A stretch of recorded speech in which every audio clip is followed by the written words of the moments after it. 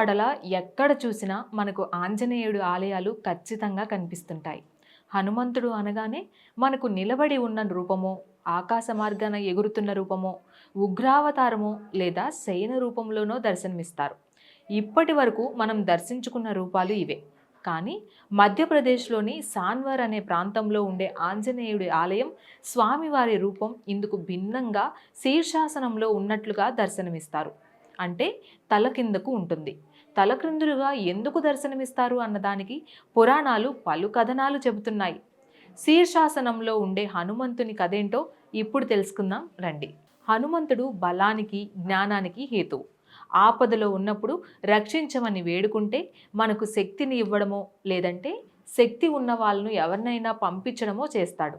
అదే జ్ఞానం అవసరమైన చోట అజ్ఞానాన్ని తొలగించి జ్ఞానకాంతి రేఖలను ప్రసరింపజేస్తాడు. హనుమంతుడు పక్కన ఉంటే చాలు, హనుమంతుడు పక్కన ఉంటే చాలు అనుకునే వాళ్ళు ఎందరో. ఆయన నామాన్ని నిరంతరం జపించేవారు ఇంకెందరో. హనుమతత్వం ఏదైనా మనకు రామాయణంలోనే కనిపిస్తుంది.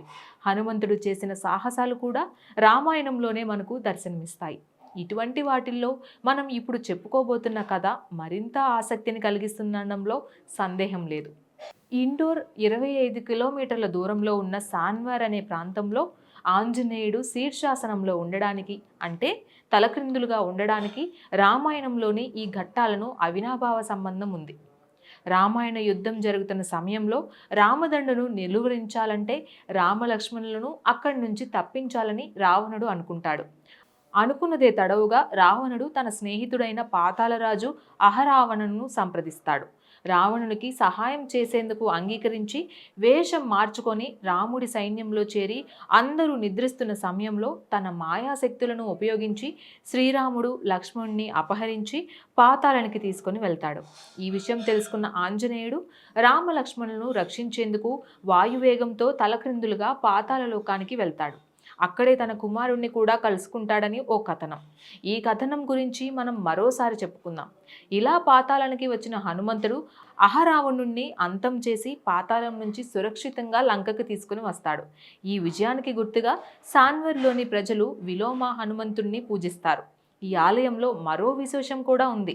ఇక్కడికి వచ్చిన ఎవరైనా సరే 3 లేదా 5 మంగళవారాలు స్వామిని దర్శించుకొని దీపం వెలిగిస్తే అనుకున్న కోరికలు నెరవేరుతాయని నమ్మకం. స్వామివారికి ఇక్కడ చోళ నైవేద్యాన్ని సమర్పిస్తారు. చోళ నైవేద్యం అంటే ఏమిటో మనం రీల్ రూపంలో మరో వీడియోలో తెలుసుకుందాం. ఇక్కడ ఎందరో గొప్ప గొప్ప సాధువుల సమాధులను కూడా దర్శించుకోవచ్చు. మధ్యప్రదేశ్ వెళ్ళిన వారు తప్పకుండా సాన్వర్లోని విలోమ హనుమంతుణ్ణి దర్శించుకోవడం మర్చిపోవద్దు. Please subscribe to the channel and download the Politicos app from the links in the description.